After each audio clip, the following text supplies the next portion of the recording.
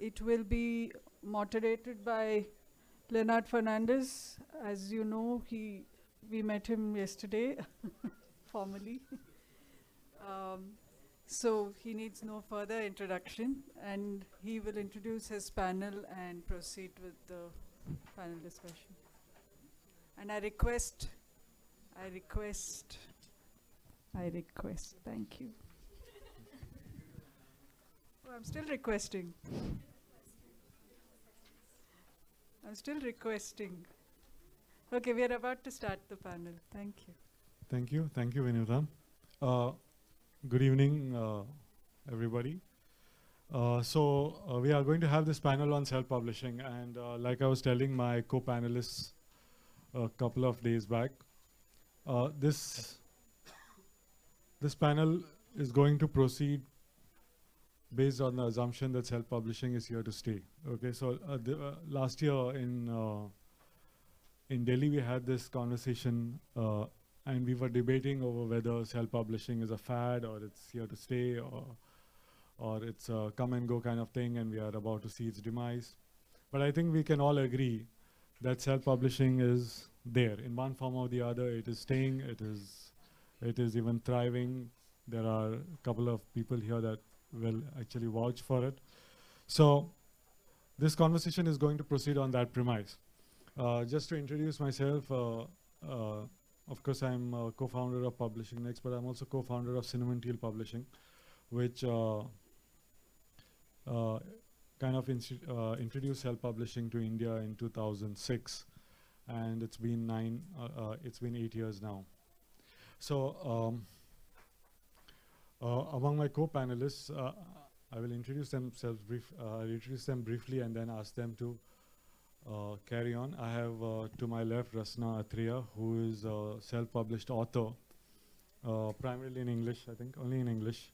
And she's used international platforms to sell her book and been quite successful at doing that. Next, on her left is Jaya Jha, who is a co-founder of Mudranik Technologies, which is both Pothi.com and Instascribe.com. So one is a print-on-demand platform. The other one is an e-book publishing platform. To her left, we have Kinjal Shah, who is actually CEO of CrossFit Bookstores, but they're also starting a self-publishing platform called The Right Place, and we'll ask him why another self-publishing platform is required. And to my extreme left is Va Manikandan, who is a self-published author in Tamil. So he's very interesting. He was published first, and then he decided to self-publish in Tamil. In the crowd, we have quite a few self-publishing companies. We have Inkhorn Publishing, we have Bloody Good Book, and we have Become Shakespeare. These are the only people I know of. I don't know if there are others. And then almost everybody in the crowd has an opinion on self-publishing, right? So I think we'll start. As self-publishing has evolved, what we've also noticed is that there are teething issues that come along with it. And everybody's earlier this year, I think there was a self-publishing company in India who said, we are giving you an online platform where you can go and write your stories. And I was very curious, and I went there, and the English was horribly, horribly bad. Meaning it was so bad you would be actually cringing sitting and reading to it. And I pointed it out to them. I said, why are you doing this? Meaning, what are you achieving? And he said, it's a platform, and you are allowed to do whatever you want on a platform. And I have a problem with that, because look at the other platforms that are there. Look at, for instance, America's Got Talent or American Idol. Or you are given a platform to sing, but at the end of the day, you are still evaluated based on your voice. You're evaluated based on the rhythm. It's not that just because it's a platform, any Tom, Dick, and Harry can come and sing and get a prize, right? So at the end of the day, I think the integrity of the book should still be maintained. You just can't have anything coming out. And my problem with that is that people are losing faith in what is actually a very good platform of self-publishing. So we are going to discuss all these issues, but first I'm going to pass a mic around. I'm going to give you all 5 minutes, and I want you to talk about your views of self-publishing. I don't want you all to market your platforms and books because that comes very naturally to a self-publishing person. But I just want you to talk on your views on self-publishing. I come here knowing very well that there's a stigma attached to being a self-published author, so I get that a lot. Oh, maybe you were not good enough to be traditionally published and that's why you're here. So I'm not marketing myself, I'm just giving a brief history to give you an idea of where I'm coming from. My first novel was, and I'm not naming the novel, was shortlisted for the T.P. Jones South Asia Prize by Urvashi Batalia and Amit Chaudhary. Okay, and after that I did have a traditional publishing contract, which I chose to decline, mainly to see how far I could push this on my own. I'm very comfortable with technology, so I just wanted to give it a try. And a lot of things happened after that. I wrote for The Hindu, and after that article got published, I started being getting interview calls from the mainstream media. And then when Amazon came to India, they flew me to New Delhi for the launch, and then I got, so things have, and my books have been doing very well. And so then that's why but not in India. For some reason, and I'm still trying to figure it out, books in e-books in India haven't still picked up. 95% of my sales are in the US and the UK. And just to give you an idea, one title across various platforms, I sell 800 copies a month. So I'm doing quite well for myself. So having said that, I guess I've been listening to the sessions for a couple days, and I'm going to be pretty unpopular when I say this, but I have been looking at self-publishing companies or subsidy companies or assisted publishing or whatever you call it, with a lot of skepticism. The reason is that the moment you take the self out of it, it's no longer a self-publishing company, it's someone else doing it for you. See, when you upload a book to Amazon or Smashwords or wherever you do it, even if you're an author, if you upload, you are the publisher on record. So you are self-publishing, and then you get control over your dashboard. Whatever price I set, I make 70% royalties. So so then that's when I am self-publishing and I have control over it. If someone else does it for you, you don't have dashboard access, you don't have control over a lot of things. And a problem I have with vanity publishers, and especially the package deals, is that I don't think it's a very good deal for authors. And I'm also part of the Alliance of Independent Authors based in the UK, and I'm their India ambassador. So I also speak on their behalf when I say this, that if you, and I want to give you some numbers just for you to get an idea. If you have a 100,000 page word book, all you need, and I always recommend to people that if you have to stand with traditional publishers, you have to have a professional product. So I do tell everyone they should get professional quality editors. I paid a lot of money. I actually hired an American editor, and I paid in dollars, and I paid a lot of money, and I guess that it shows. So, but there are a lot of good quality Indian editors as well, and you can, if you are looking at numbers for 100,000 word count, you can expect to pay between 20 and 25,000 rupees for a good book, e-book cover, and you do need a professional quality cover. It doesn't work if you slap out your own unless you know what you're doing. So that would be around 5,000. So that, so it's about 25,000. And I do my own, I digitize my own content. So I don't really need to pay for formatting, but if you need to do that, you can add that. So, so let's say about 35,000 rupees. After that, so basically that's the amount of money you need. Now, when you're paying for a package deal, there is no transparency. So I have an issue with that. Where is the money going? What is it doing? Like because I have a self-publishing blog, and I also do a lot of workshops and different literary festivals, I get people coming to me saying, oh, we signed up for this package deal and that publisher, and they signed away the contracts, and they signed, paid a huge bunch of money, and they're not getting anything in return, and they are expected to do the marketing despite having paid all kinds of money. I just heard a comment saying, if in a different session, saying if the author doesn't stand behind their own work, it doesn't, and if they're not willing to pay for their own work, that's maybe the book isn't good enough. I beg to disagree. I stand behind my work. I have a very professional product. I have tons of reviews on Goodreads and Amazon and all over the place. Even, you know, newspaper magazines out of in England have reviewed my book, and then, you know, Google Alert picked it up with no involvement from me. So but just because I have a good book and I believe in it, doesn't mean I'm going to pay for it. I expect to be paid. That's how it works. You do something, you expect to be paid for it. So let me start with that and hand it over. Yeah. You're talking about 25,000. Yes. In Cinnamon Teal's experience, we have got a good book out for even lesser than that. But the joke is, and this is very funny, which is happening during the last 3 months, is that people are coming and telling us, if you are pulling out a book for 2025, then your book must be inferior in quality, because there is this company that is selling it to me for 3 lakhs.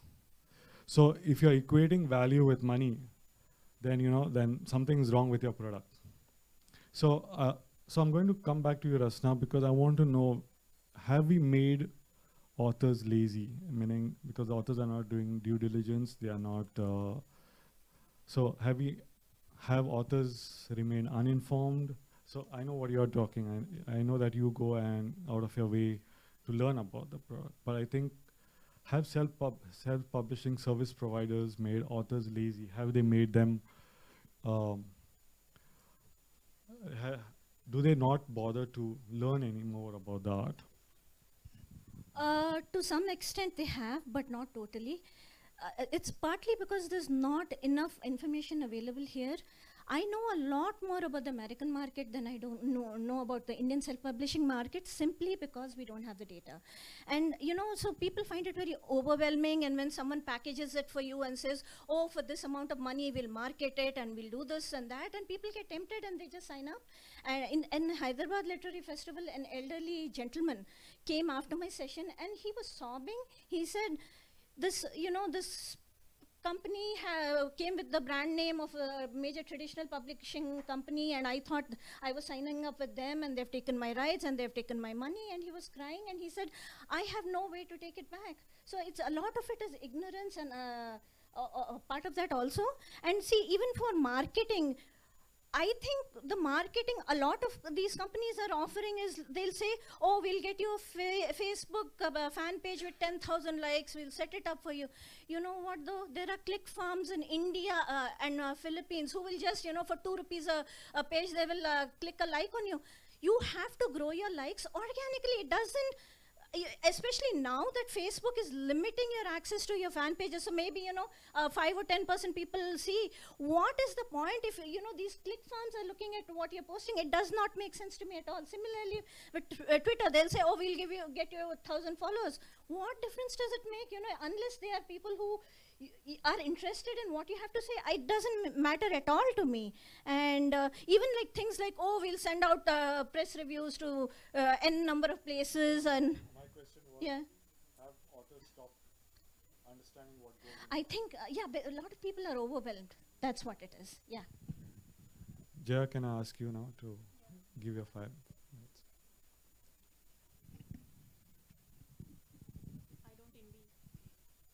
I don't envy my position. I have to defend a platform approach to things.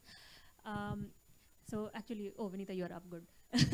I'm going to use one of the phrases you're very fond of using, does everything go? It does making it democratic mean everything go? So think of the most stupid person you have ever met. Probably he's so drunk most of the time that he can't count number of fingers on his hand, and probably his idea of choosing a candidate to vote for is there somebody who's going to bully me, or is there somebody who's going to buy me a liquor? So, okay, let's vote for them. Or, and if not, then is it somebody from my family? If not, then is it somebody from my community? So that kind of a decision making. And then think of the wisest person you know who probably has the ability to, you know, make that distinction of the right from wrong, and, you know, what is long term, what is good in long term and what is good in short term, and blah, blah, blah. Yes, in a democracy, both of them get one vote, and both of them count the same. Good or bad, that's what democracy is. So yes, at least in that sense, everything goes in democracy. But there's something better than democracy here, that 30% people do not get to decide what rest of the 70% have to live with. There we have to live with the government that 30% chose. Here, so everybody can decide what they want to read. Okay, and curation is not going away. Publishing, all the things that the publishing does, whether editorial, whether anything else, is not going away. It's just going to get dispersed. And people who choose to ignore quality, but still get market, what can I do? I mean, if the market wants to read it, then they want to read it, and it's actually got nothing to do with self-publishing, got nothing to do with platform-based approach.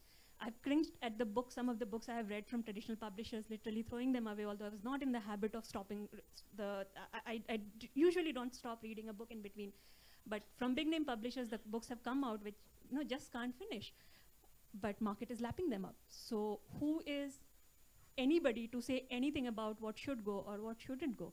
The point is, if even 5% people want to read good literary fiction, there is a space for good literary fiction. If 30% people want to read unedited, crappy, whatever kind of writing, I mean, yeah, they're free to do it. Why should 5% decide what 30% reads just because you think you're better? I mean, I think I'm better, but I'm still not going to decide it for anybody else. So that's a little bit of defense of my platform-based approach to things, because that's what we take. Yeah. One sec. So the founder of Lulu has famously said, "I've created a lot of bad poets." So how do you reconcile the fact that, do you think that self-publishing has brought bad books into the market? Because there's no denying the fact that there's a lot of awful literature that's come out. There are many authors who are very mindful of the books that come out, but there's a lot of books, and yeah. Actually, most of the badly written self-published books are not getting the market. It is the badly written traditionally published books who are topping the charts. So really, I mean, that's kind of a mythical concern. Nobody's forcing you to read anything. Kinjal Shah, Kinjal, I want you to talk about this new platform that you are bringing. Primarily, what made you think there's a need for another self-publishing platform? Well, good evening. First of all, thanks Leo and the entire team at Publishing Next for giving us this opportunity to be present here, being a bookstore, all through attended sessions of bookstores and book retailing, and first time sitting in a panel talking about publishing. So thank you, first of all. Well, I think just a brief intro about Crossword for people who have not visited our stores. We are 97 stores, 34 cities, and growing. So we have to add another 8 stores in the next 3 to 6 months, which very clearly says that we have a very strong brick and mortar platform. We're growing that platform, and we will grow that, because very clearly part of our vision is to inculcate reading habits, and that vision is kind of forcing us to open more and more stores, because we still feel readership is growing and there is a huge opportunity. In fact, there are lots of cities where there is no quality bookstores still. So we'll go on adding stores. So while I'm talking about publishing, bookstores is our key business. We will continue and nurture that. We also do a Crossword Book Award every year, which is where we award Indian writers in English language. And that is what we've been doing consistently. So we do our reading habits. We did this. Now it was very important for us to start building the writing skills. And that's where when we spoke to a lot of authors, be it Ashwin Shangi or an Amish Tripathi or a Jeffrey Archer who was in the country recently touring all our stores, we realized that getting the first book out was extremely difficult. And there were opportunities available with lots of self-publishing portals, lots of vanity is what a new word that I heard about. I was not aware of that till now. Lots of options available. But when we spoke to these authors said that Crossword stores can become a great marketing platform for the first-time author. And we actually have data where the first few months of some top authors, and I can't name them here, 55 to 60% of the books across the country on Nielsen chart selling at the Crossword store. We said, let's take this as an opportunity. We have a 650 strong team. We said, let's create and I would like to collect Rio there. It's not a self-publishing platform called Right Place. It's a publishing platform which will also do some piece of publishing where the author funds it. So we are going to aggressively buy rights also. We are going to aggressively look at creating new content also. So it's going to be a full-fledged publishing program called The Right Place. We clearly think that we have a very strong consumer connect. For example, we have 6 lakh loyal consumers part of our base. If tomorrow someone writes a historical fiction, we can actually mine this entire data and say these are these customers, these are the 10,000 customers whom this book will really appeal to. And we can actually do marketing to that base. Plus the stores that we have, which is 7 lakh odd customers that we get on a monthly basis. We very clearly thought that we combining the publishing program with the marketing program will give us a huge leverage for ourselves and to build a community. Because we feel writing is another big opportunity like the way we do reading. In fact, the pleasure, Leo, that we get in our stores is when a consumer comes to our stores and say, thank you that you opened the store here. Similarly, we want to work with writers, we want to work with schools. We're doing elaborate amount of work in School Connect programs where we are going to build the writing skills. And all this will be funded by us. We are going to actually spend money in creating content. So that's what Right Place is all about. Yeah, but I see a little conflict of interest here because I've approached Crossword before and said, can you put my books there? And they said, no, it's a new author. And then, but then you're again saying that I'm pushing new authors. I mean, how are you pushing new authors? Because unless you, so are you doing them at the cost of other authors, or are you charging them a fee for it? Because you could still be a distribution retail platform without getting into publishing. So what is it that makes you think you can also do publishing? Very clearly, we think that the current self-publishing setup which is there is more so focused towards print on demand or ebooks kind of an equation. And we being our... But that is because... No, one sec. I'll tell you why. But that is because it's a new author and there's no demand for him. Absolutely. Yeah. So we are creating demand. So let me complete. So we feel the current print on demand, the self-publishing piece that you spoke about, is typically focused a lot towards POD, which is print on demand, and it's focused towards ebooks, or which is Kindle and whatever ebooks versions that we spoke about. What we wanted to do is our expertise is not in that field. Our expertise is typically in a brick and mortar format, an experience-driven format. We just in Pune opened 2 25,000 square feet stores. We just opened a big 7,000 square feet store in Kerala. Frankly, we are opening stores because we want to create exclusive content also. I think Right Place gives us an opportunity to create some exclusive content which consumers can come to our store. See, ultimately, if you look at various retailers across the world, be it apparels, be it hypermarkets, everyone has a private brand. Right Place is going to be a private brand for us. Having said that, we will also sell it across various other platforms, across various other markets, but it's going to be our brand, it's going to be our product. Well, I want you to talk about your experiences with Tamil self-publishing, about the market, about the process. Okay, so basically I write in Tamil, so I'm not marketing here. So even if I market, out of 7 people from Tamil Nadu, mostly 1 or 2 will get. So you know, first 3 books I have published through publisher. So first 2 books with 1 publisher, and the 3rd book with another publisher. So first publisher I had a bad experience. I'm not saying from the 2nd publisher, but the first publisher I had a bad experience. So I used to write a mail like how many books have been sold. He won't reply. So next time I write, okay, with the royalty that you are going to give it to me, I'm not going to buy a BMW. At least tell me how many books sold out. So I just want to know as a budding writer, I just want to understand whether people are considering me, whether people are recognizing me in the Tamil writing world. But I didn't get any response. But every year that they were discussing about the Chennai Book Fair, right? Once you publish some 1 or 2 books, so you will get a pressure from the co-authors, like your peers, like they will start asking, is any book is coming this year?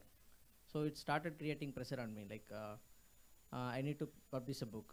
So I'm not saying like it happened, right? So I got a pressure like, okay, I need to get a published some book. So I just thought of like how to publish a book, like so then by that time I have my blog got popular, like I have on blog, and I got kind of popularity through that. So I thought of collecting all the articles, all the short stories that I have published through blog, and will publish it. So but I have got some like a scared feeling that I should if I go and publish by myself, I should sell it out, because I don't. Already my mother used to scold me. This guy is concentrating on writing and concentrating on the reading the books, but he's not concentrating on the academics. So then once I got married, my wife used to scold me. This guy is always concentrating on the writing, and he is not concentrating on the family. So if I publish some thousands of book and keeping in the shelves, they will start scolding. This guy is unnecessarily putting money on that, and he want to keep it on. So I got started marketing through Facebook, blog. Like we have created a teaser for a book, like similar to cinema, and we have we have created a trailer for a book. So we started publishing, like if Chennai Book Fair starts in December. So I started all these things happened like by August, September itself. 1 month I started releasing the teasers, and the next. So these kind of things like caught curiosity. So even the title selection itself, like like I had a title of Lindsay Logan, wife of Mariappan. So Lindsay Logan is a Hollywood actress, and Mariappan is the guy from my own village. So he's trying to get married that place. So I put the title itself as something different, so the people will get attention to it, right? So that kind of things I have done. So actually it got very good response. So I was scared, like should I print some 300 copies or 200 copies or 500 copies? Then people said, okay, you go for some 1,000 copies. So in the book fair started, in the 4th day I have sold out all the books. So 1,000 copies. Yeah, 1,000 copies. So that was like, I couldn't believe myself, like so but the best thing I would say that I am writing a blog, right? So I have started creating an emotional bonding with the readers. Like every day I used to write. Every day I write about something. So that you are creating some personality in front of your audience, in front of your readers. So they are thinking this is what this guy. So I am running on trust. So same in the name of the same Nisabdam. So we have got from November to till this month, I have got around 15 lakhs only through blog readers. So people are believing me. So people started buying the book. So that's how I started self-publishing. So I'm able to get it done. Yeah, which brings actually many questions, but one thing that strikes me immediately is the amount of work you have done leading to the publication of the book, And in our experience, I don't know if Jaya has a similar experience, many of the authors do not want to do the heavy lifting. They think that, okay, once the book is published, everything else is somebody else's problem. But I feel, right, the book is my kid. Whether I'm considering my kid, I'm carrying my kid or not, but I'm carrying for my book. So, so that's what the problem starts from the family friend. So I the people, those who are working in software, right? So they are having very good time. So that's what the people, the blogs, Facebook, everything is very popular, right? So in 8 hours time, you get some 7 hours in Facebook or blog, all these things.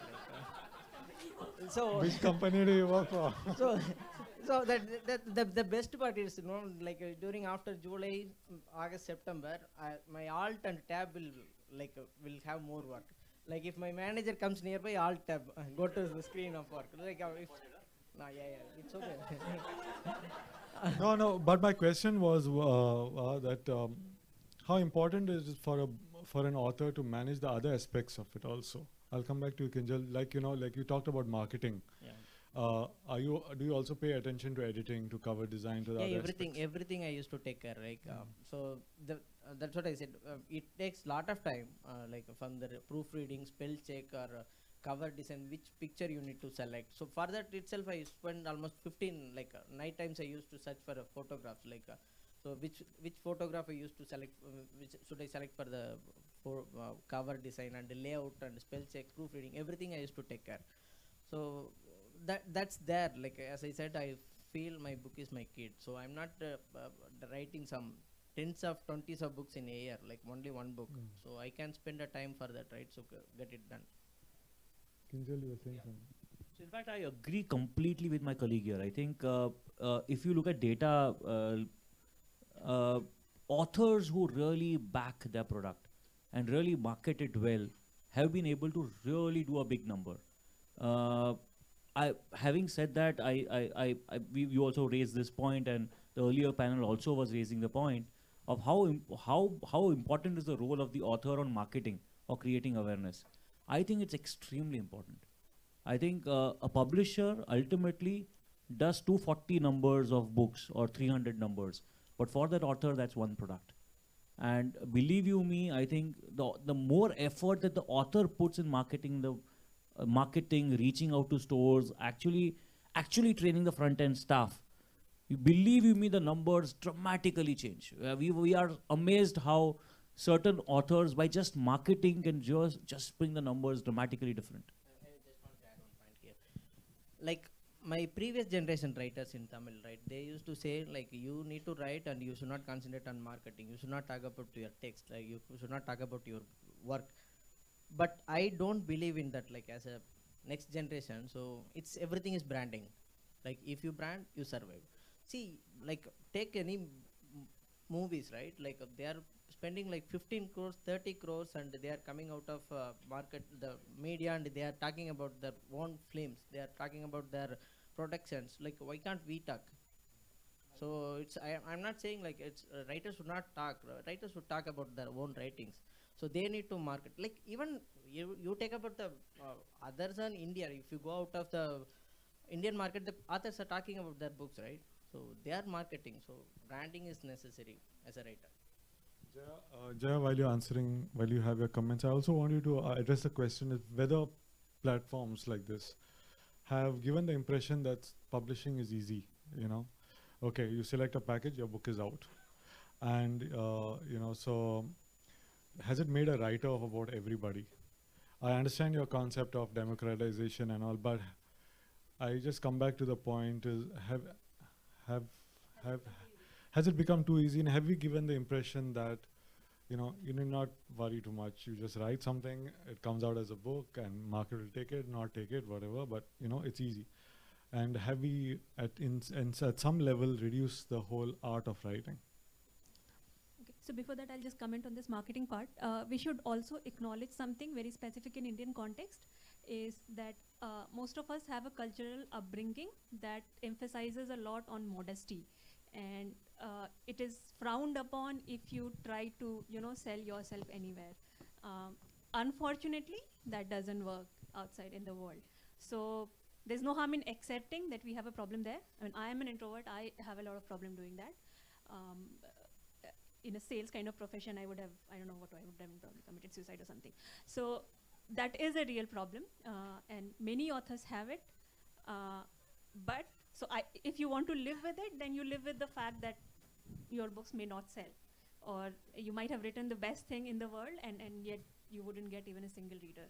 Either you live with that, or you come out of it and, you know, go out, sell yourself. There is no other way. That's a given. I mean, even with traditional publishing, we heard some of them, right? I mean, it's not like traditional publishing is going to keep you off the hook. Even there, you have to. So whichever way you go as an author, if you want to sell, you have to market yourself, as difficult as it may be. Coming to, is publishing become too easy? Of course, it has become too easy. Everything has become too easy. Reading books has become too easy. I mean, there was a time when people of certain caste will have molten wax poured, no, not wax, molten glass poured into their ears if they heard some of those scholarly stuff. Reading has become too easy. Is there a problem? No, I don't think so. I mean, even if you have a problem, you can't stop it. And similarly, publishing, I mean, platform or no platform. Today, even in MS Word, you can decently format your book. A little bit of Googling around and you can get a hang of Photoshop. So tools are available. I mean, how can it not be too easy? Of course it is too easy. We got to deal with it one way or the other. So Rasna, let me ask you, like, so there are all these aspects of, you know, developing a book, marketing a book. Where does the onus of educating the author lie? Does it lie with the author, or does it lie with the self-publishing provider saying, okay, here's a disclosure, this is all that you need to know, and now proceed and do it? Or is it on the author? Because the author might not even know what to look for. I've got many authors coming with images of Google and saying, okay, use this on my cover. So copyright is an issue. There are so many such issues. So where do you start, and where does the onus lie? I think on both. I think authors owe it to themselves to educate themselves and, you know, see how best to protect their own interests. And also for like platforms like Cinnamon Tail and Post Pothi.com. Transparency is important, and you have transparency. That's why on the Alliance of Independent Authors, all the people who publish in India know about Cinnamon Teal, know about Pothi.com, because these are the even on my blog I talk about you guys and say these are people that you're so safe to go with. So onus lies on both. Yeah. I mean, ultimately, most of us here in this business are entrepreneurs, and there is a pressure on two sides. One is that as an entrepreneur, especially if you're coming from this Silicon Valley kind of background, is to grow, scale, show top line, show bottom line, blah, blah, blah. But then there is an ethics part of the business, and that is very, very tricky here. I think there is a very fine line that you have to run on, and I guess you just have to be cruel in yourself. Probably you know you're losing business, but there are things you can't compromise on as somebody who is serving these self-publishing authors. So we have had situations where somebody's saying, are you actually telling me that you cannot market my book? I'm actually telling you I cannot market your book because I've not read it and I don't know what it is about and I don't have that ability. Marketing the book is your response, and this is exactly what you get here and this is exactly what you won't get here. People get offended. It's almost like, hell, I'm looking out for your interest. I'm telling you not to pay for marketing because it cannot be done. And they're literally ready to throw money on me. I mean, why can't you do that? XYZ is doing it. I'm like, okay, I like the money, but you know, I can't sleep with it at night if I take that money. So there is, I mean, businesses have a responsibility to be ethical. That this industry, any industry, I guess we can't turn away from that. And one part of ethics is transparency as much as possible. But if you are vulnerable, at the end of the day, it is your life. You can cry all you want. If you have been duped, you have been duped. Right? So this is no excuse for vulnerability. And I often compare a self-publishing author with an entrepreneur because that's what they are. So when you start as an entrepreneur, you may know a few things and you may not know hundreds of other things. The laws this country has, and so many of them can put you in the jail. You may not be a lawyer, but ultimately it is your responsibility to learn what all you are responsible for, and it is no different for a self-publishing author. If you have decided to make yourself vulnerable, I don't know who can save you. Even with the best intent, nobody can. But does that not worry you? Because that could mean the end of self-publishing, in the sense that I know and this came last time also during yesterday during that whole thing on copyrights, and authors don't know what to ask for. Meaning they don't know that there's a warranty, that they genuinely don't know that you cannot plagiarize. Meaning they take it from Wikipedia and say, okay, it's a common platform. Don't you think that, you know, if self-publishing platforms don't tell people, okay, this is what you've done wrong, someday, sooner or later, everybody will say, okay, we are getting thrashed from self-publishing, and this is not something we can honestly rely on. It totally worries me. I mean, there is a reason I spend so much time with my author, just, you know, even after knowing that probably this business is not coming to me, whatever he is looking for, but going to explain to him, I'm like, these huge amount of content on our website explaining copyright, explaining everything. I'm not even a lawyer. I don't even want to talk about it, but I have to. It worries me exceedingly, and this is a danger that the industry faces because there are all kinds of players, and we shouldn't really be prying on vulnerabilities of authors. They are sometimes desperate. For a publisher, it might be a business. Like for an author, I don't think I won't consider that my writing as a business. Like, so I don't bother about the pricing. So I don't bother about piracy. So I will feel happy that if someone is reading my book, even through piracy also. So the people they are crying like, I have published a book for 100 rupees, nobody is reading it. Like I will say proudly that, okay, I published 100 rupees, but people are buying through piracy also. So that will be a proud moment for me. So I don't think as a money perspective, like it's like more about getting the readers, right? No, I'm not talking about the money perspective. I'm talking about educating yourself on what to expect from the self-publisher and what your book should be. So, meaning to like what she said, to be on the ethically right side of things. Have you researched all those aspects? Never. And you did not feel the need to? As of now, no. Okay. Yeah. Yeah. Right. Oh, okay. Right. So you've not used a platform. It's everything like kind of outsourced. Okay. So because I'm working in IT, so I used to outsourcing model. Yeah, I'm sure. Rasna, you wanted to say something? Yeah. I have a slightly different take from Va. I used to work in IT as well, and I have an MTech. So when I gave up that job, I gave up a lot of income. So when I'm writing a book, I'm not thinking about the money because I'm just being true to myself. But when I'm pricing it, yeah, I'm very concerned, and I want to make money off of it, and I want to make sure that I am able to make a living income. So yeah, I'm very concerned about it. Having said that, I don't worry about piracy that much. My books do not have DRM, so if you download it, you can. There are the sites where I know my book is being pirated. The reason I don't worry about it is there are people, the kind of people who go to those sites are not the kind of people who are going to buy a big book anyway. So if they want to download my book and read it, good for them. I don't really care. So I'll add to that. I mean, most of the trade publishing, what we call, or fiction or non-fiction, none of it is indispensable in most cases. I mean, except for the kind of academic publishing we're talking about, where somebody has to have a textbook, and if it is not accessible, they have a problem. It doesn't matter what you have written, how popular you are, or how great you are. Most of it is dispensable. It's not indispensable. So if somebody is going there to pirate it, and if you are like going after him to remove it, blah, blah, blah, you are not earning a new reader or a new customer. He's not going to buy it. In fact, I have the same views as yours. The only thing is that there are so many people who want to write. So I was in a session recently in Symbiosis College, which is a management institute, and I just asked them a question of how many people want to write.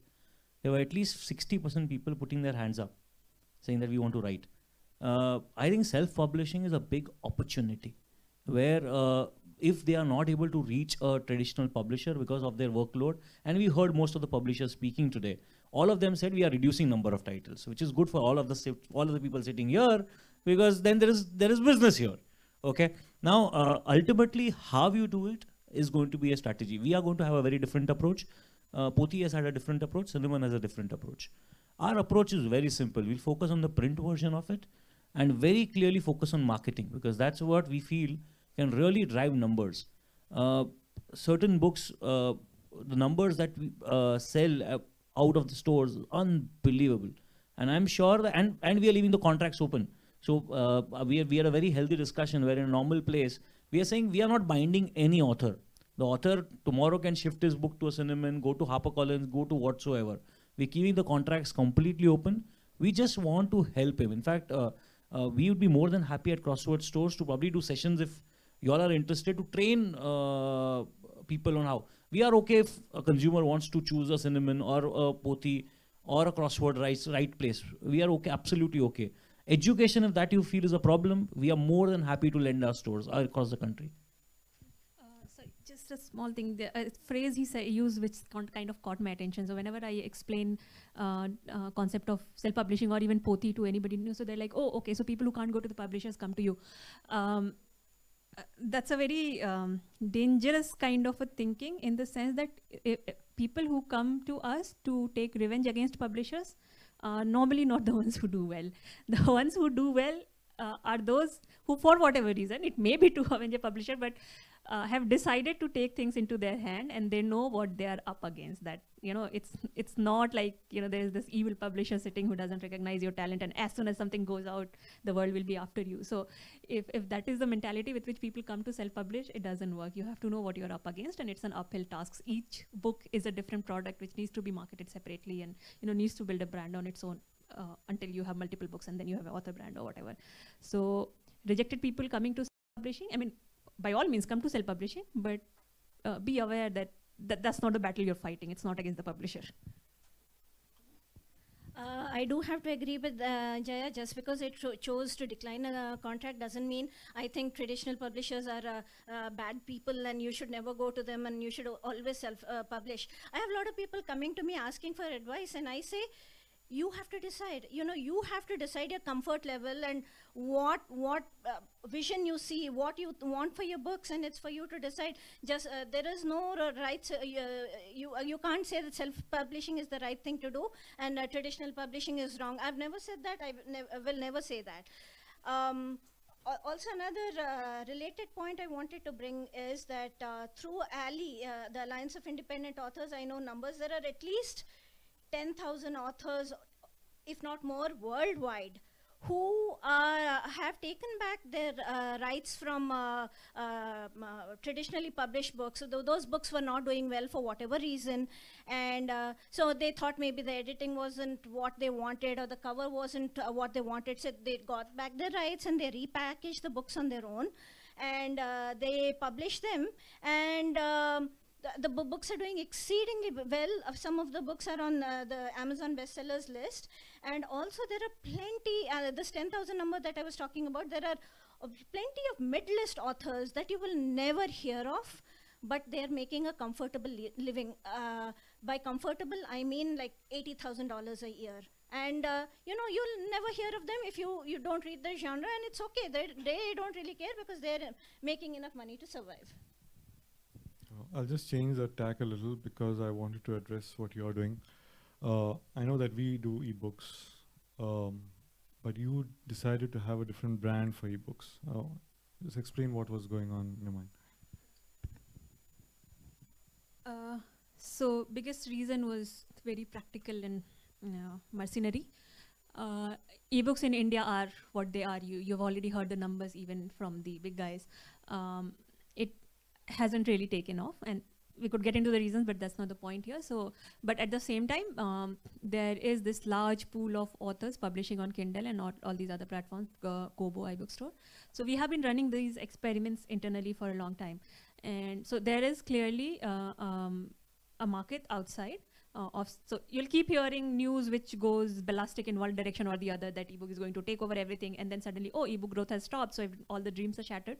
So nothing like that. There is a good stable number of people who are publishing ebooks, making money out of it, and many of them will need support. So that's why a different brand, which can be targeted globally rather than just within India. Whereas with Pothi, most of the focus, although we had started selling ebooks there, but most of the revenue is from print and most of the focus is on selling in Indian market, although authors are coming from all over. So that was the reason for a different brand. And even in focus, InstaScribe is much narrower, because with Kindle Direct Publishing or iBooks program or Google Play, all of these retailers have some kind of a self-publishing platform already. So that is really not a problem. The problem we saw many people facing was in creation of the ebooks. There are free tools available, but invariably with even slightly difficult requirement, they ended up going to HTML, CSS and fix something for this, then something works on this platform, not on that platform. So we decided to focus on that specific problem that these individual authors are facing, and decided to address that with a different brand. So it may grow in scope at some point of time, but right now the focus is on ebook creation, a tool to create ebook which non-techie can use easily. So something like, I mean, if I have to decide the mission, it has to be a Blogger or WordPress of ebook creation. That's what we are trying to do. It's as easy. Okay. While you do your own books, you were published before. What I wanted to ask you was, are we at a point where you can manage both? Are we at a point where it's not self-publishing or traditional publishing? Are we at a point where it is and? No, I would say both has advantages and disadvantages. Like if you go to publisher, the marketing is very easy. Like a distribution, I would say, marketing not. But they were talking, even they have problems. Yeah, So no, but at least compared to me, Oh, like okay. my book only available in Chennai Book Fair, so it won't go out of Chennai borders. But if I go through publisher, at least whether it is selling or not, he will send some 3 copies or 4 copies to Madurai or Coimbatore or Tirunelveli. So that is the best part with the publisher.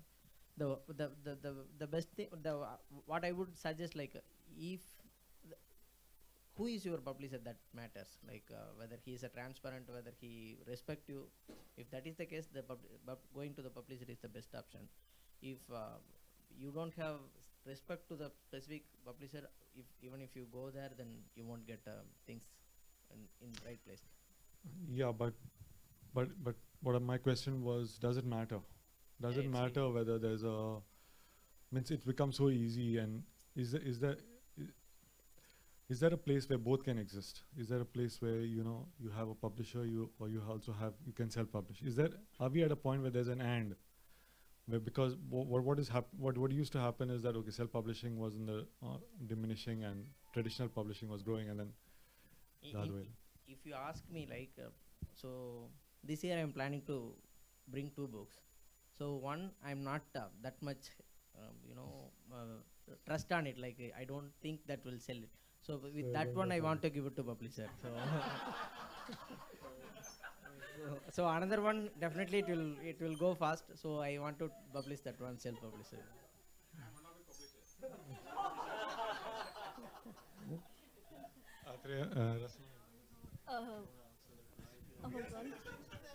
Sorry? Yeah, okay. I can open it for questions if there's something else you want to say before. Yeah. Just one second. So just to take on the question he had asked about doing both. So doing both is at 2 different levels. One is that at industry level we'll both survive. Yes, of course, both survive. I mean, there's no point making it. So the question is, an individual author, can he go both? So what the concept that we're calling hybrid author. So at least outside India, we're already seeing this. In India, I don't see a reason why it shouldn't happen. But you have it on cam. So I don't see a reason why it shouldn't happen. But right now we don't have any trend to go by. So the lead, where the tipping point will come, I don't know. At some point of time, it has to probably come from one of the big name authors who is always traditionally published, and then he decides to go self-publishing at some point of time. I don't see it happening in next 1.5 years. I mean, just a gut feeling, no data to go by. No reason why it shouldn't happen, but probably it isn't happening very soon. Like Jaya said, it does happen in the West, but I don't think too many traditional publishers are open to that in India. The reason for that is that, like everyone else, I sell very well in the UK and US markets, but in India, ebooks don't do well, and I don't have a paperback in India. I do have it in the US and the UK. So I did talk to a couple publishers, and they are willing to publish me, but they want all my rights. And even though ebooks don't sell in India, they would have a fairly decent market with my books because I get a lot of mainstream media attention. I do about 2 or 3 interviews a month. So based on that alone, probably at least a few of my books will sell. I might not be a bestseller, but I don't think they're open to it. So hybrid, I don't really see it happening. Maybe I'm wrong, but that's my experience. Okay. We'll open it for questions now. Rashmi, you give it to... sorry, one sec. Gandhi. This is from the perspective of a publisher, okay? After listening to these 3 self-publishing authors, now I know why it is called vanity publishing. Okay. See, the thing is, they are not bothered about the quality of a reader. Let him pirate, okay? Let him pirate, but let him read. But there is a thing called plagiarism. Your concept, your idea, somebody may steal. Okay, somebody may steal. And somebody may change the characters' names, and somebody may publish. And again, what's the use? See, the thing is, No, the thing is, yeah, tell me. No, these are 2 different things you're talking about. No. One is he's not worried whether somebody breaks a DRM, takes his ebook and goes away. Yeah. He's not worried about that part. But the plagiarism and all is a different concept. Yeah. Yeah, in the sense that... Then it is good. Yeah. No, these are 2 different Then things. it is good, because what happens is, a writer's level has to go up with the reader, and mostly it happens only in hard copies, that print books, e-books also. That is... That was the reason. And that's a The discussion for... E-books are definitely good. Yeah. No, the thing is, one more thing I would like to know. See, the thing is, you have planned to, whatever the concept you have brought out into e-books, and do you have a feedback from the readers and how they have taken it, and what sort of thing you have? I get emails from Mexico, from Uruguay, from Wonderful. America and UK also. But this lady from Mexico, this stuck in my mind because my first novel deals with corruption and superstition and how a politician manipulates a young girl into doing what he wants. And she says, my God, this could be exactly Mexico. And she was able to identify with it. And that's the beauty of self-publishing. And I'm very accessible everywhere. I'm on pretty much every social media. So people do get in touch, yeah. And For you? Nice. You're asking whether readers get in touch? Yeah. Totally. Yeah. I mean, most self-publishers live by that. I mean, Nice, nice, otherwise they nice. won't survive. Nice. So most of my self-publishing efforts are quieter because Nice. I am more into like promoting my business, Pothi.com. Nice. But For you? apart from that, I mean, Ebook is like a kind of instant coffee. Immediately you will get a reaction and taste also very good. Like Yeah. but reading the book and it's like a kind of filter coffee. That's better, but you won't get much. Like you need to find a specific shop to get a filter coffee. But instant coffee you can get it everywhere, right? Everywhere. So it's something like that. So the people who is reading in the printed book and he will think, okay, should I go to write an email or write a mail? Then he will forget. But if he's reading some devices, simply he can open Gmail and hey, this is very good. That's all. So What are the platforms you're using for that? like it depends, right? Like What are the For- platforms you for use? on ebooks, I think most popular is, at least amongst fiction authors, will be KDP, Kindle Direct Publishing, which goes on Amazon Kindle. Then there is Apple has its own platform so that you can get into iBook Store. Kobo has Kobo Writing Live, but they also deal directly with publishers in English India now. books. Okay. So that can go. Yeah, so Kindle right now doesn't support Indian languages, but I think that is Yeah, coming. yeah, no, it Somebody doesn't mentioned support, it that. doesn't support. so right, I said right, my first publisher, right? So I gave 2 books to him. He didn't give me the count how many books sold out. So I want to take the revenge on him. So I just made a PDF version and you put it in my blog. So whoever wants to read, you read it. Whether this guy is selling it out or not, I don't bother. So my ebook is like through my blog. Like he can download it and he can read. So it's not like the standard version what Daily Hunt and are Yeah, yeah. doing.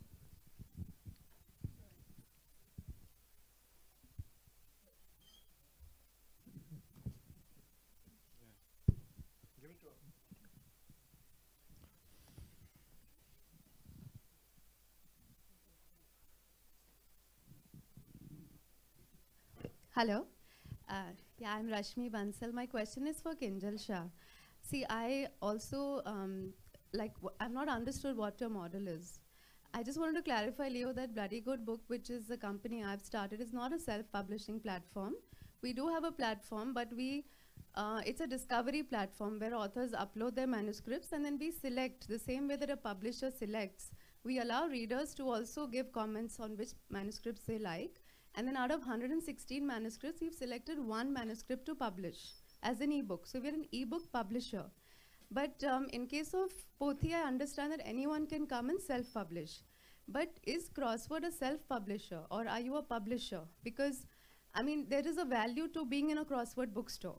Every author wants his book in a Crossword bookstore. So before you select which title to publish, is there any selection going on in terms of editorial judgment? Or is it that whoever can pay and whoever is, wanting to avail of this platform gets the platform? Because, it becomes a little bit of a question in the minds of the person who walks into the bookstore, that can he trust that, every book in Crossword is a book that Crossword believes in, because, that's the brand that you have. Like, we really believe that Crossword stocks good books. So it's not clear to me, and I'd also just like to just get a sense of what are the 2 or 3 top selling books that you've released through this platform, and what kind of numbers we're looking at. Absolutely. Very valid question, and believe you me, we've pondered on this question for almost 2 years. So we are delayed on this project by 2 years just because we had to answer this question. I think Crossword to a lot of customers means quality. Crossword to a lot of customer means that they're expecting this and they don't want their expectation to be lower. In fact, you would be surprised, ma'am. Even if we change our gondola from one place to another, we get some feedbacks from customers saying that don't change my store. So I think we will definitely be very, very modest, as she rightly said. It's in our attitude to our consumers. On the right place program that is there, currently we've signed 17 books. 6 of them have already been launched. One of them is already touched 1,500, 2,000 number, Anup. Very clearly, we see this as an opportunity for us to create writing skills. we are creating an entire editorial team within ourselves, which would mean that there would be full-fledged editing done by us also and through our partners. Believe you me, we will not sacrifice on quality. However, we will make it easier for authors to kind of launch their book, because if you hear to Amish Tripathi, he will say that he was rejected by 7 authors, 7 publishers. You talk to an Ashwin Shangi and he'll tell you 24 rejections is what he'd got. So technically, if the numbers of these guys are in lakhs today and they were rejected, that means there could be so many people across the country who have good content, who definitely want a platform.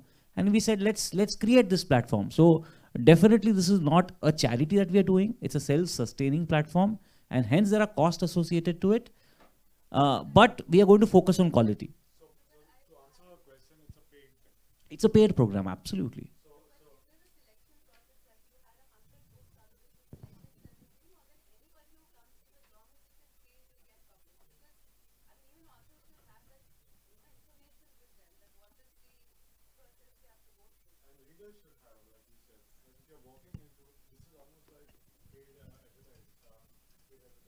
Absolutely. I think one thing I can assure you is we've just launched this program. We're still baby steps, but we will definitely do a lot of filtering. It is not going to happen that we'll publish everything, because we can't. Our store space is finite. Assuming we are talking of stores, we have stores in a Kemp's Corner in Bombay or a Goa store or wherever.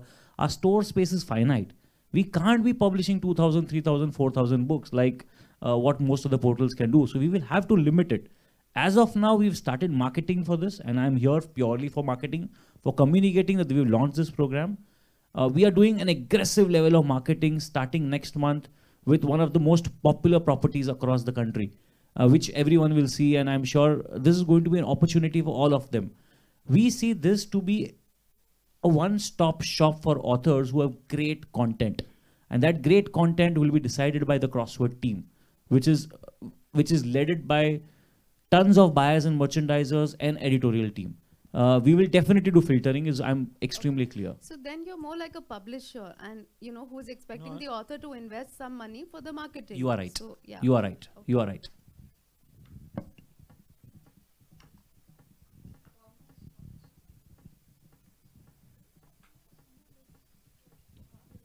Yeah, to self-publishers, how many of your authors are coming back to you, second time? At least 10 of ours have come back.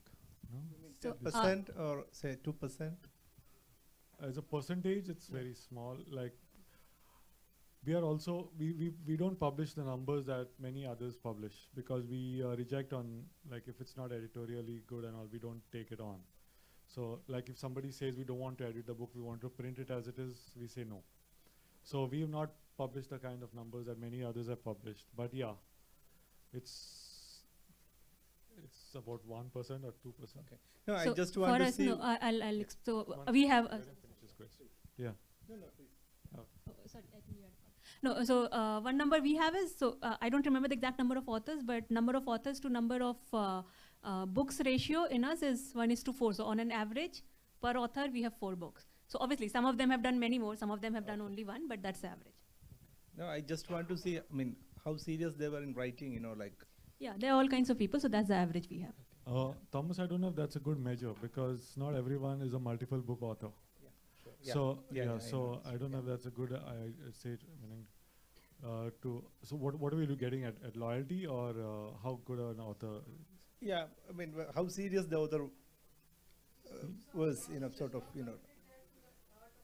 To the art of writing, yeah. But many of them just have one book in them, so yeah. And another question to Mr.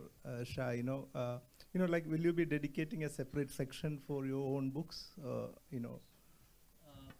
What we do part of our program currently is 2 things. One is across all cash points stores. So wherever we have the cash point where the maximum traffic is, we've created a specific gondola where these books will be placed for the first 3 months. After 3 months, they will go back to the respective category. Ultimately, we don't want to create differentiation, but for the first 3 months, we're giving them a platform of marketing, which is where they will be placed upfront in every store.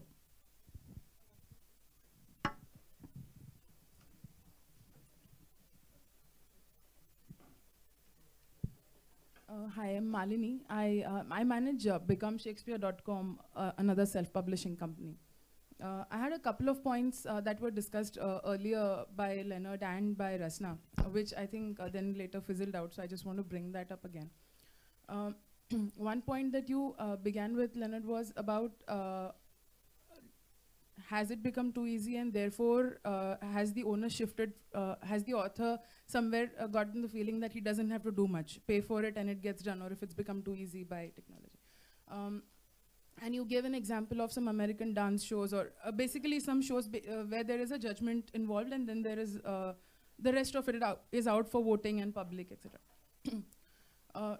Tell me, has YouTube made directors out of everybody? As in, you know, my point is, when you're providing a platform like that, you are making a call that I will not be the judge and the gatekeeper. I will give you the platform and I will let the market judge you, which is, I think, what Pothi is also providing. So that's where vanity publishing kicks in, Malini, Right. because then I can say, okay, let me get 1,000 copies, Right. Give it away free, and guess what? I've sold 1,000 copies. So so when you're saying market is deciding, where is the measure of the market coming into play? How do I know who has bought? Because we don't have those. So Exactly. No, so I'm traditional saying that publishers we're have not that making number. it any better Because or it- different from what traditional publishers are doing. I'm saying simply that, and I'm not out to change the world or anything. No, I'm no. simply saying that, you know, giving you that platform for whatever reasons you want to publish. And of course, I mean, you know, right from CreateSpace, which Rasna I think uses, we have a platform where you just takes a few clicks and some dedicated time and you're a published author. To using a full-fledged customized service which helps you go through the same process that a traditionally published author goes through for editing, for designing, for creating the cover, and maybe for working on a marketing plan. And what's wrong with giving that as an option to an author? I'm not saying that I'm taking a call on the book. Right. I'm saying that the quality of the book should not be compromised. Isn't when that you're- like when- taking a call? No, it's not taking a call. It's saying that, okay, the book should be edited properly.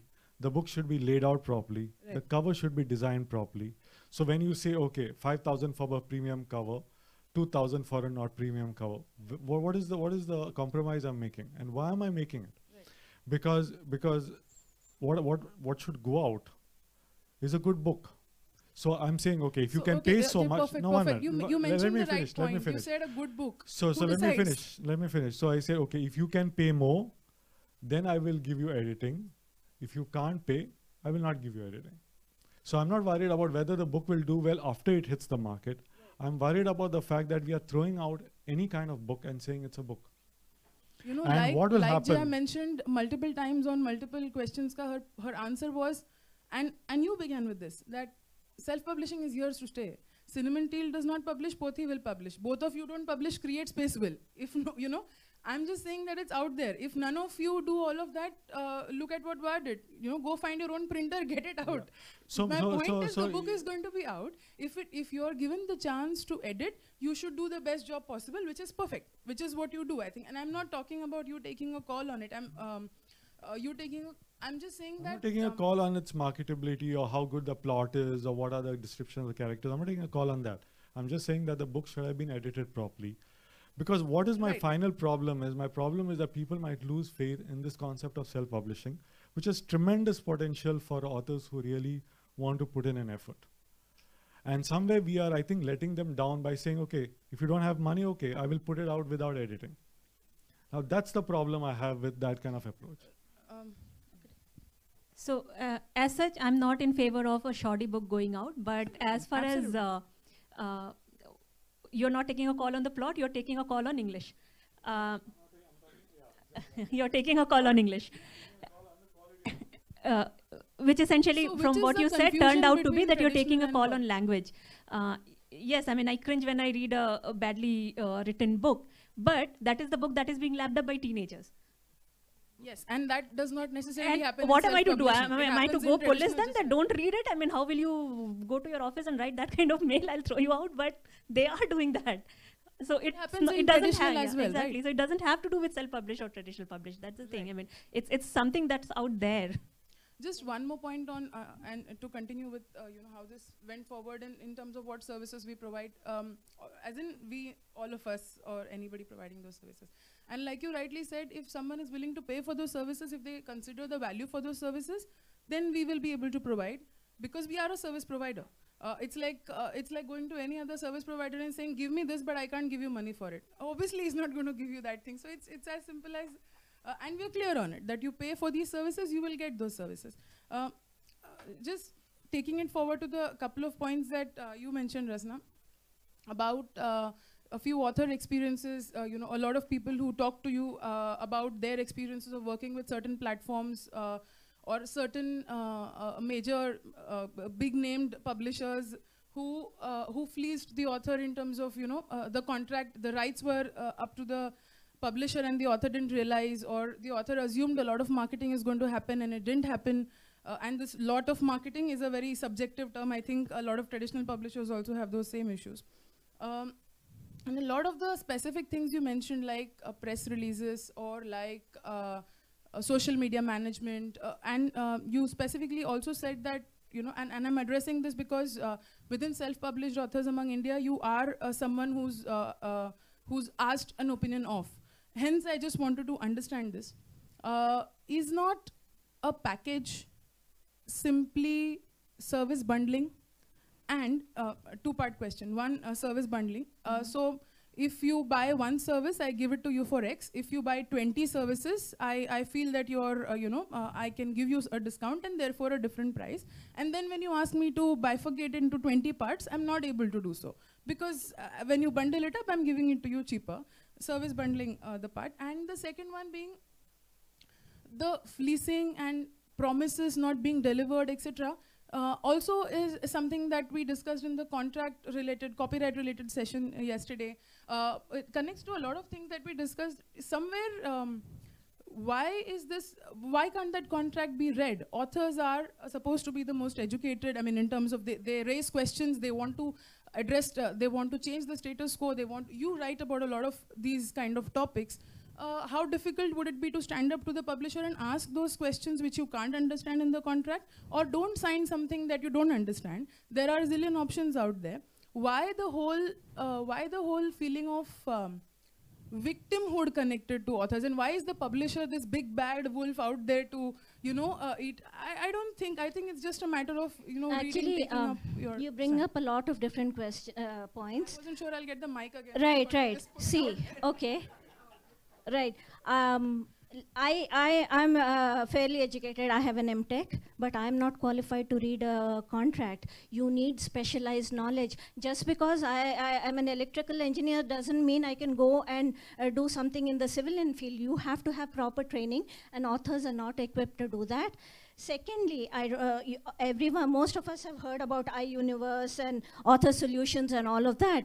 All these the companies are vanity publishing companies, and you can Google them. You can talk to go to various Better Business Bureau sites in the US, or go to Predators and Editors, or go to Absolute Right. All these places warn you against self-publishing platforms like these, because these are vanity publishers. And the awareness about vanity publishing is so high in America and the UK now, in Europe as well, that people don't go to them. Because they were losing money is when they have moved operations to Asia and Africa. That's when it happened. So, and to equate vanity publishing with traditional publishing is not okay, because when a traditional publisher acquires a book, they are taking a risk. Where is your risk? Where is the risk of a vanity publisher? You're already making the money by taking a huge amounts of, you're charging the author upfront. The same author, if you were transparent about editing costs this much and book cover costs this much, it would be a lot cheaper for them. And a lot of authors also get into bad situations where they're also they not only do they pay upfront, they're also giving away royalties. So it is a terrible deal for them. So I'm sorry, I cannot equate.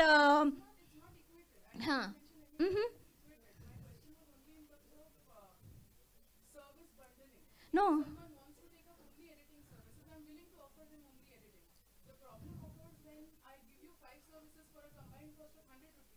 vis-a-vis an individual 5 services totaling up would make it 120. No, Why but is that such a the pricing is too high. Authors are not aware of what they're getting into. And also what happens is when you are paying, when you get someone else like a vanity publisher to upload your book, whoever does the upload is the publisher on record. So not only are you paying for the services for having your book published, you are also giving up your royalties. You have no way to track your sales. I think it's a bad deal for authors. It is a terrible deal for authors. Okay. We'll All kinds of things have happened. Sorry, this can probably be taken offline. There are other questions waiting. Yes. So the mic is with the lady there, yes. Yeah, my question is for Rasna. You said, you spoke about your book being, that you left an IT job and then you published your own book. So, I mean, the fact that you won an award and stuff, you must have done a lot of you must have done a lot of effort, put in a lot of effort to market your first book. Can you just elaborate a little bit more on that? What you did when you wrote your first novel? Actually, in a way, it was easy for me because my book was already shortlisted for an award. So I started off with reviewers, and it was very easy for people to review them. And at that time, they didn't have as many e-books coming out of India. So I didn't really have that much of a Okay, then talk about your second book. Okay. Because because I've already created a brand for me, it picks up from there. So Okay, yeah. then I'll take my question to Va. Okay, because and actually I had another question that you said if you contact a publisher, then you may have a few books going to Coimbatore or whichever cities you named, and just by yourself you have 15 lakh followers. So I'm just asking you that why wouldn't you want? No, I'm not saying I'm 15 lakhs followers. If that is the case, I would be the topmost writer in Tamil Nadu. No. Exactly. So why? No, I said wouldn't 15 lakhs rupees that we spend. We got it through Nisaptam Trust, like from the readers. So revenue, the amount they gave, like. No, it's a two different thing. So I'm running the blog. I'm writing in blog. As part of the blog, I'm running on Trust, Nisaptam Trust. So only the readers are contributing to it. So only the readers have given almost some 15 lakhs rupees, Indian rupees, for the thing. So for charity work, so I'm doing it. So that's what I wanted. So like, I mean, I just read your profile and I think you're an IT consultant. So obviously that's your bread and butter, and this is what you do on the side when you do Alt-Tab or whatever. Same. So why wouldn't you want to hook up with a publisher? Of course, now you're in a position to demand. Your own terms on the contract. I'm just curious that why wouldn't a person like you, who has got this kind of following, would want to take it on a larger scale? I mean, I just don't understand. No, I have a lot of constraints, right? Like I bought a house in Bangalore, so I have some 27 lakhs of loan. So but let me try to complete. Let me try to complete. Like even if my books are sold like 10,000 copies, right? So for example, 100 rupees you take. So 100 rupees, how much you will get? Like I'm weak in maths, even though I'm engineer. So so around, for example, 10 lakhs rupees, like I'm selling a book for a year. So 6.5% my publisher will give. So with that, I cannot even manage 1 month. So my wife will go to her parents' house. So I cannot take that kind of risk with the Tamil language. And I am not Abdul Kalam to sell 6 lakhs books like what Gandhi Kannadasan mentioned. So managing, like selling some thousands of copies is very, it's a very big achievement in Tamil. So that's, I wanted to try to do it. So I don't want to take any risk. So like another thing, if I'm able to get a chance to write dialogues for movies, then I would be happy. Like I will quit the IT job and I'll come. But just by writing, it's very difficult to survive. Anything is fine. Of course. So I'm planning to act as a villain. So.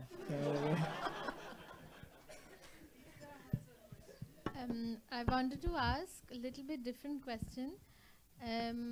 What do you see as the creative scope of such a brilliant platform that you are working at? I mean, for example, what has taken off in the realm of journalism or blog writing, like Hinglish.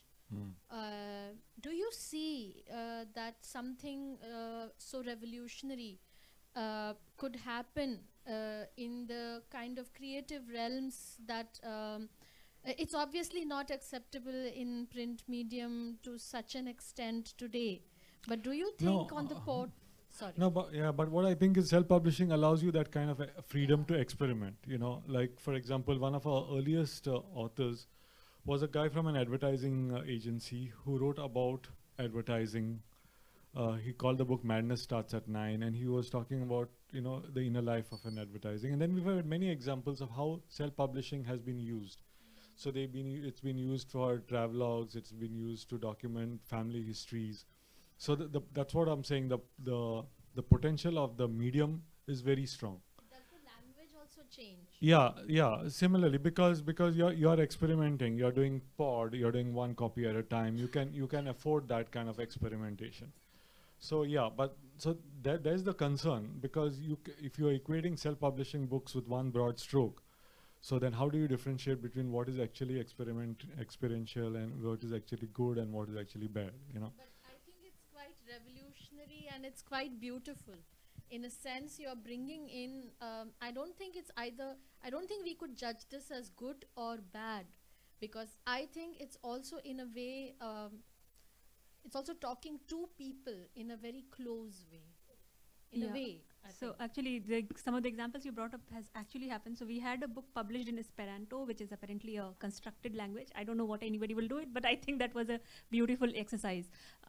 We have books published in English. I won't be able to read them, but there are people who have read them. So all that kind of things are happening. And then some cuter things like somebody doing a children's workshop. And these kids are writing a story, and then it's not going to market or anything. They're printing just those 6 copies and giving it to those kids. And I think that's a very good encouragement for them to continue exploring their creative skills. So yeah, we are published in Bhojpuri, and we are published in, I don't know, I can't even remember all the names, some 20, 21 languages, all kinds of things.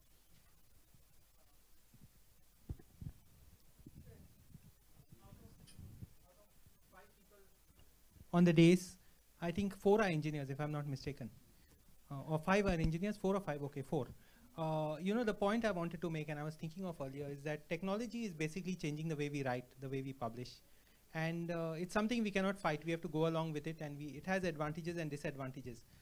Although I come from the kind of mainstream, we are very small, and we are small players in Goa. You know, a lot of things we do are very close to what the self-publishing people do. But we are not a POD or something platform.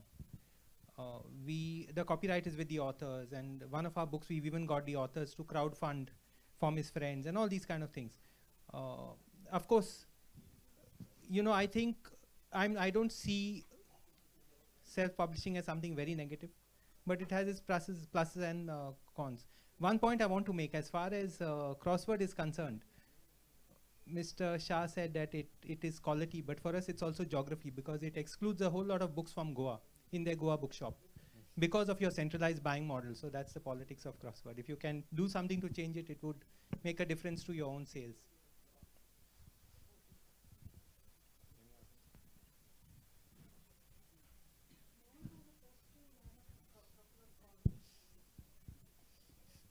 I have the mic. Wait, I just said I want to make a comment because you didn't put up your hand. I think every time I've not been a strong supporter of self-publishing, that's evident, but I have great admiration for the work that Leo and Queenie do, primarily I think because in one of our earliest meetings when we met some years ago, he had said that they rejected a manuscript that was anti-women.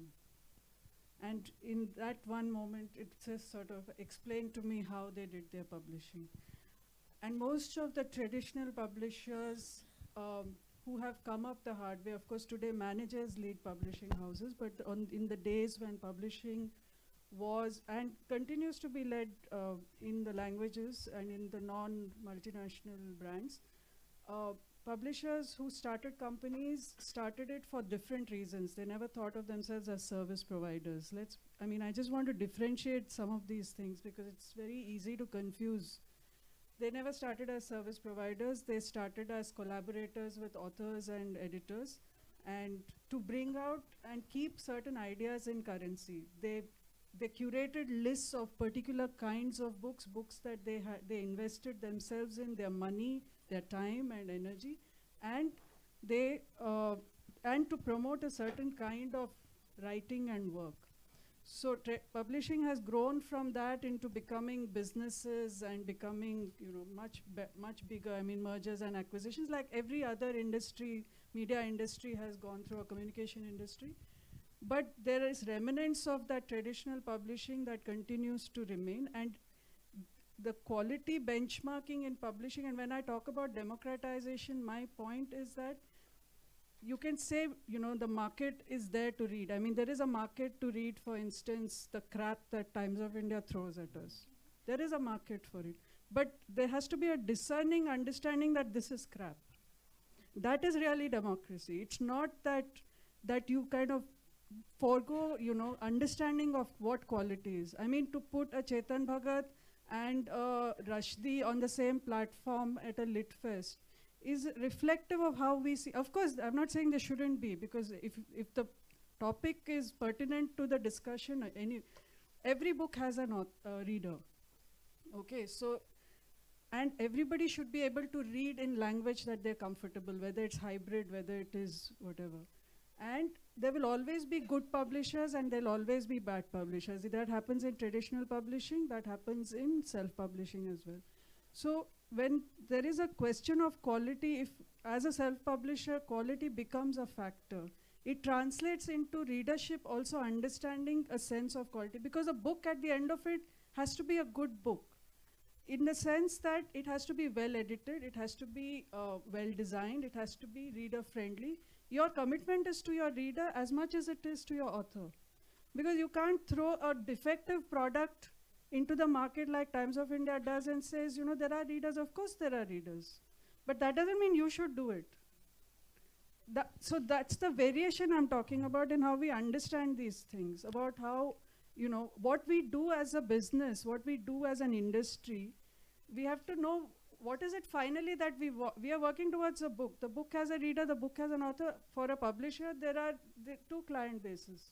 And just to take that idea forward, Vinuta, for us it made business sense also, because if I keep throwing good books, I know that at some point the reader will say, okay, if this is a Cinnamon Teal book, it's going to be a good book. True. Which I'm not sure will happen if I throw any book out. And I'm not saying that, Become Shakespeare is wrong, or because they have their own business models, and Jaya was trying to explain it to me the other day. But that's where we come from. We know that, okay, like I know that there are certain books, that you pick it up, okay, it's a good book. So for us it made economic sense to say, okay, it made business sense to say, okay, let's invest in editing. I mean, let's insist on editing, because at the end of the day, there are a set of people who will buy a Cinnamon Teal book because it is edited. Exactly. It's not to say, okay, I'm different, I'm better, or anything like that. And I think one of the other points that I was trying to make, and it's just gone out of my head, but that's fine. Karnan had a point, but we have to wrap up shortly, so.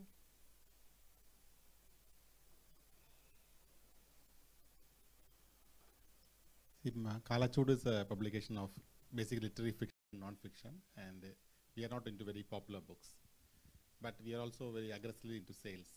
To give you an example, that we bought our space at Chennai Book Fair last year after paying 3 lakh rupees. So we are into sales, but none of my authors, the top 100 books, or maybe not more than 3 or 4 of them, brand themselves or sell themselves, and I don't expect them to do so.